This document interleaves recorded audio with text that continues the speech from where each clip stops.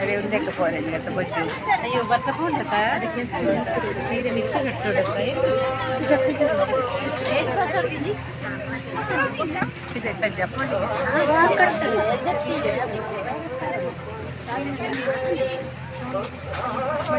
ಮಹಿಳಾ ಕಾರ್ಯಕರ್ತರಲ್ಲಿ ಒಂದು ವಿನಂತಿ, ವೇದಿಕೆಯನ್ನ ಸಜ್ಜುಗೊಳಿಸಬೇಕಾಗಿದೆ. ತಾವೆಲ್ಲರೂ ದಯವಿಟ್ಟು ರೇನ್ ಕೋಟ್ ಧರಿಸಿ ಜೊತೆಗೆ ಸಾಲಾಗಿ